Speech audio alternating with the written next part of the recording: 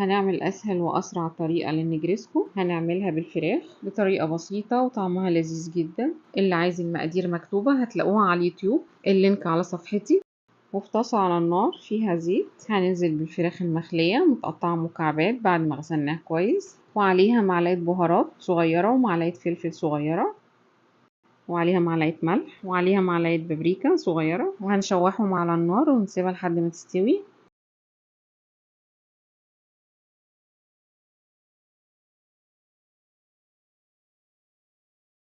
وبعد ما استوت نزلت عليها بطماطم مقطعة وفلفل ألوان وزيتون مقطع، وهنقلبهم تقليبة وخلاص، وهنطفي عليها وهنسلق بقى المكرونة. حلة على النار فيها مية وعليها معلقة ملح، سيبناها تغلي وبعدين نزلنا بالمكرونة سلقناها،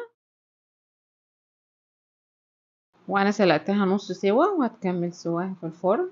في حلة على النار هنضيف 3 معالق سمنة او زيت، وهنضيف 3 معالق دقيق كبار، وهنقلبهم كويس، وهنضيف عليهم كوباية لبن على كوباية مية او كوبايتين لبن. هنقلب تقليب مستمر لحد ما يبقى كريمي معانا. ولو البشاميل تقيل ممكن نخففه بكوباية شوربة او كوباية لبن.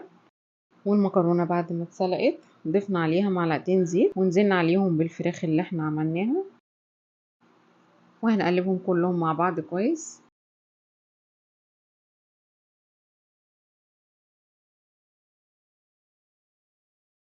وفي صينية نزلت بشوية زيت ورشيت عليهم شوية بقسماط علشان المكرونة ما تلزقش، وهننزل بالمكرونة عليهم ونفردها، وهننزل عليهم بطبقة البشاميل هنفردها على الوش كله،